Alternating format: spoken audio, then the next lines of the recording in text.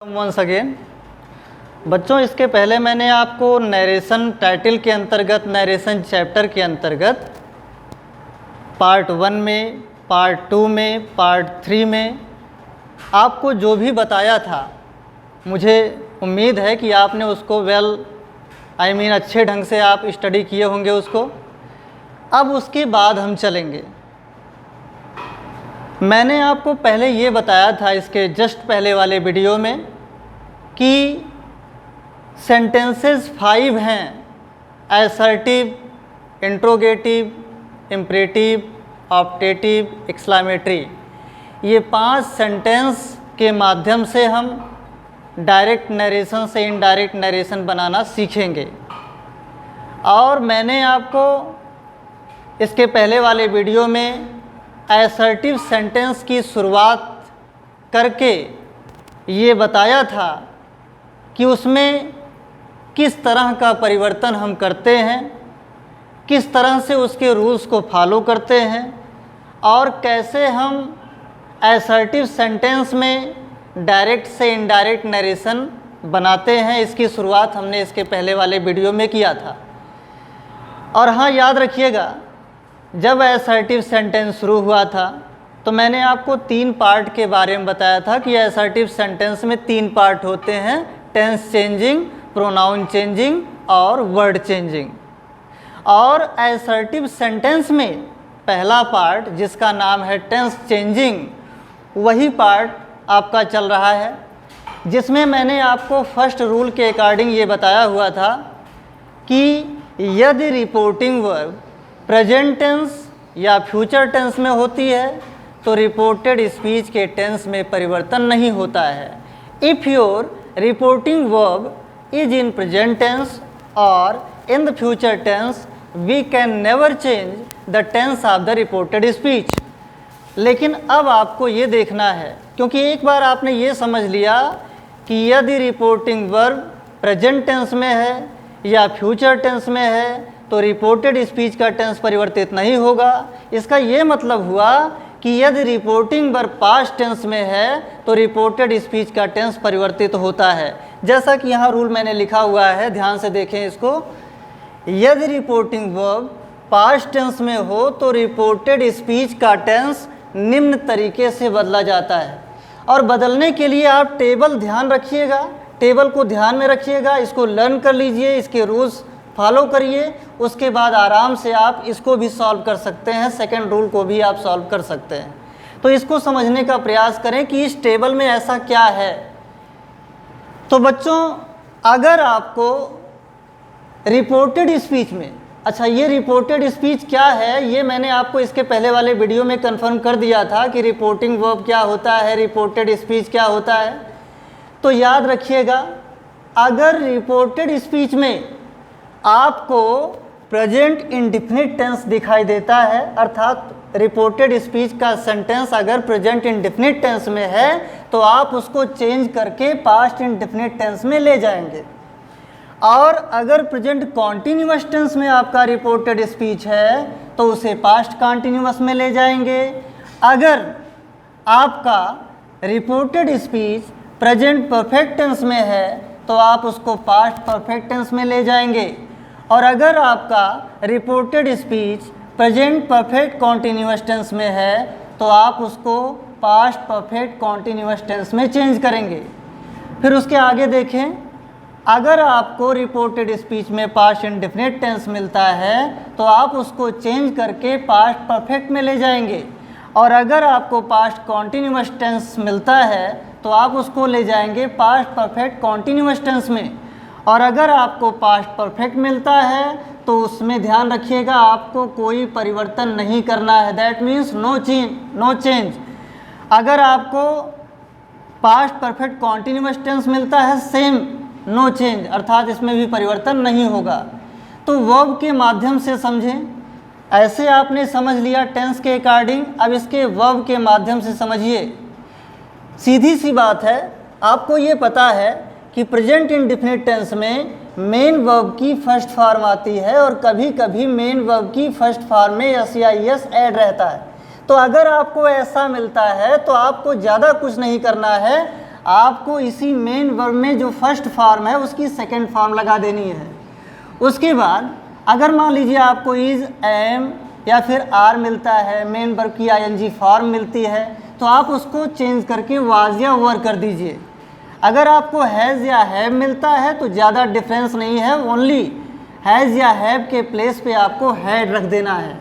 अगर आपको हैज़ या हैव मिलता है तो फिर हैड रख देना है। अगर आपको मेन वर्ब की सेकंड फॉर्म या फिर डिड दिखाई देता है तो आप उसको चेंज करके हैड और फिर मेन वर्ब की थर्ड फॉर्म कर देंगे। और उसके बाद अगर आपको वाज या वर मेन वर्ब की फर्स्ट फॉर्म में आईएनजी मिलता है तो आप उसको हैड बीन कर देंगे। अगर आपको हैड प्लस मेन वर्ब की थर्ड फॉर्म मिलती है तो आपको उसे परिवर्तित नहीं करना है, जैसे है वैसे ही लिखना है। और अगर हैड बीन आपको मिलता है तो इसमें भी परिवर्तन नहीं करना है, आपको फिर से वही लिखना है हैड बीन। तो बच्चों मैंने आपको वो टेबल बताया जो रूल नंबर 2 के अंतर्गत आता है। फिर से एक बार रूल नंबर 2 पर गौर करें। अगर आपका रिपोर्टिंग वर्ब पास्ट टेंस में हो तो रिपोर्टेड स्पीच का टेंस निम्न तरीके से बदला जाता है। जो टेबल आपको बताया गया उसी के अकॉर्डिंग रिपोर्टेड स्पीच के टेंस को परिवर्तित किया जाता है। और वो टेबल खूब बढ़िया से आप लर्न करें जिससे आपको आगे प्रॉब्लम्स ना आए चेंज करने में। अब आप एग्जाम्पल देखें, जैसे suppose that here is written Shyam said to me Aman is playing cricket।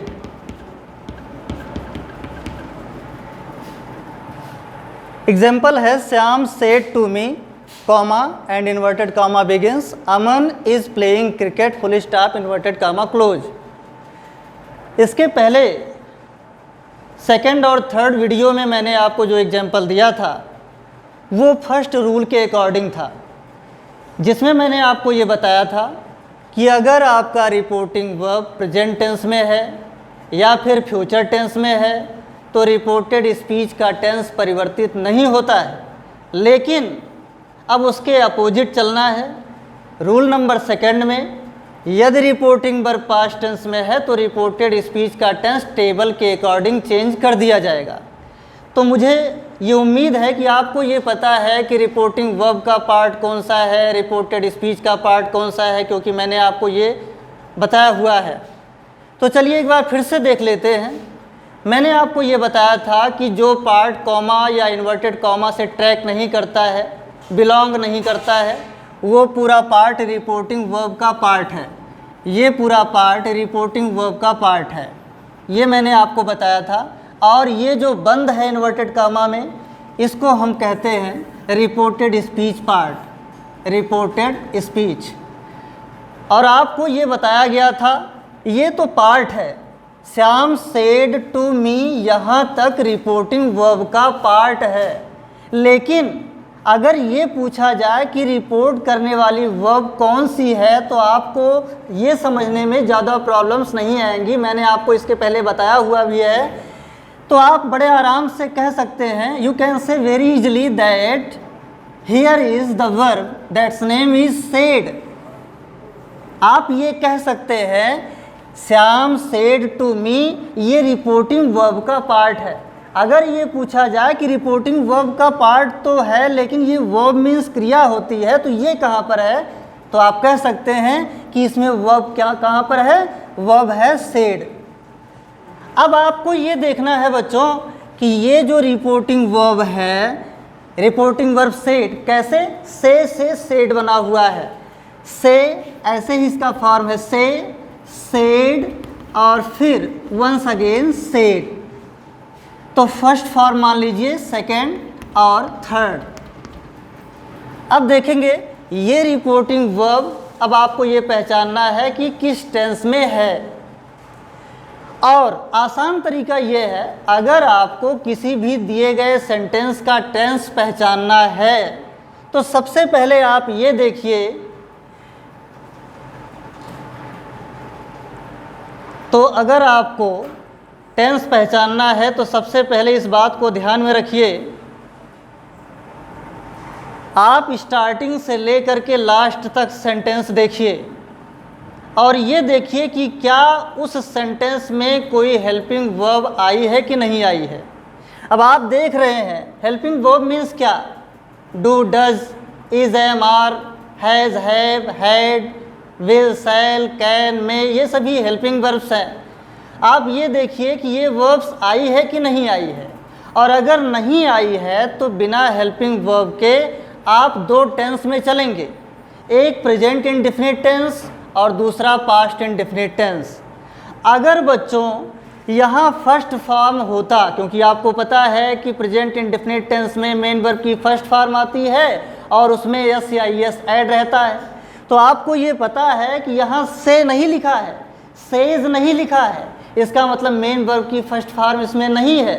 तो जाहिर सी बात है अब एक ही टेंस बचा है, पास्ट इंडेफिनिट टेंस।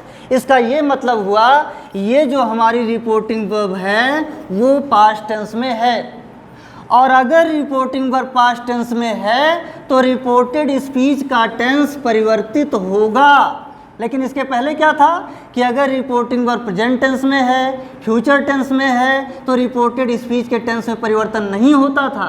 लेकिन अब की बार परिवर्तन होना है क्योंकि ये रिपोर्टिंग वर्ब किस टेंस में है, पास्ट टेंस में है। तो चलिए चेंज किया जाए। यहाँ पर मैंने आपको इसके पहले बताया था कि अभी ऐसा कोई रूल नहीं बताया मैंने कि श्याम को चेंज करके राम कर दीजिए। इसका मतलब चलिए ये डीएन है, डायरेक्ट नरेशन है, चलिए अब चेंज करते हैं इनडायरेक्ट नरेशन में और समझने का प्रयास करें इसको। तो जैसे ये रिपोर्टिंग वर्ब का सब्जेक्ट लिखा गया है वैसे ही लिखेंगे श्याम।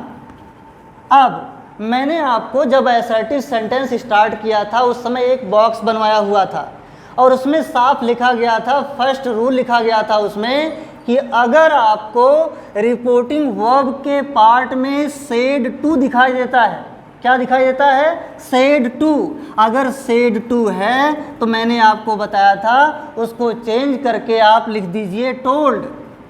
तो हो गया टोल्ड, श्याम सेड टू के प्लेस पे आ गया टोल्ड। उसके बाद क्या है, रिपोर्टिंग वर्ब का object. Now you are looking that the part of reporting verb is now over, so you will have to join the reported speech in it, and I have told you many times for joining the reported speech in the part of the reporting verb you will have to use a conjunction and that conjunction will be that। तो फिर से समझें कि अगर आपका reporting verb का part पूरा है तो आपको रिपोर्टेड स्पीच इसमें जोड़ना है, और जोड़ने के लिए, संयोजन करने के लिए, कंबाइंड करने के लिए वो कंजंक्शन आपको लगाना है दैट। तो यहाँ लिखा जाएगा दैट। अब देखिएगा, क्योंकि मैंने आपसे कहा सेकंड रूल के अकॉर्डिंग कि अगर रिपोर्टिंग वर्ब पास्ट टेंस में है तो रिपोर्टेड स्पीच के टेंस में परिवर्तन होगा। तो अगर इसके टेंस में परिवर्तन होगा तो पहले आप ये तो पहचानिए कि इसमें कौन सा टेंस दिया हुआ है, और बड़े आराम से आप टेंस की पहचान कर सकते हैं। अभी अभी इसके पहले टेबल आपको बताया गया है जिसमें लिखा गया था कि अगर प्रेजेंट कॉन्टिन्यूअस है तो उसको चेंज करके पास्ट कॉन्टिन्यूअस कर देते हैं। अगर फिर भी आपको लर्न नहीं होता है तो ट्रिक के रूप में समझिए कि अगर आपको इज, एम, आर दिखाई देता है, मेन वर्ब की फर्स्ट फॉर्म में आईएनजी मिलता है तो ज़्यादा कुछ डिफरेंस नहीं है, केवल आपको इज, एम, आर के प्लेस पे वाज या वर कर देना है। लेकिन आपको ये समझना पड़ेगा कि वाज कब यूज होता है, कौन से सब्जेक्ट के साथ यूज होता है, वर का यूज कहाँ होता है, किसके साथ होता है। तो समझिए, तो यहाँ जैसे लिखा है रिपोर्टेड स्पीच का सब्जेक्ट जैसे लिखा है वैसे लिख देंगे अमन। तो मैंने आपसे कहा इन प्लेस ऑफ इज और एम और are you will have to use was और वर। तो आप जानते हैं ये सिंगुलर सब्जेक्ट है जिसके साथ में इज यूज़ किया गया था। तो फिर आप समझिए, क्योंकि इज के प्लेस पे आपको वाज या वर लगाना है, और वाज सिंगुलर के लिए यूज होता है, वर प्लूरल के लिए। इसका ये मतलब हुआ अगर इसका सब्जेक्ट सिंगुलर है तो यहाँ इज के प्लेस पे आपको राइट करना है वाज। याद रखें, इज, एम, आर है तो वाज या वर आपको करना है। उसके बाद चलिए ज़्यादा डिफरेंस नहीं, मैंने आपसे पहले ही कहा है, आपको केवल इतना करना है, इज एम आर के प्लेस पे वाज, फिर बाकी लिख दीजिए प्लेइंग क्रिकेट। और बच्चों मैंने आपको कई बार बताया है, you should never forget using the full stop mark in place of inverted comma.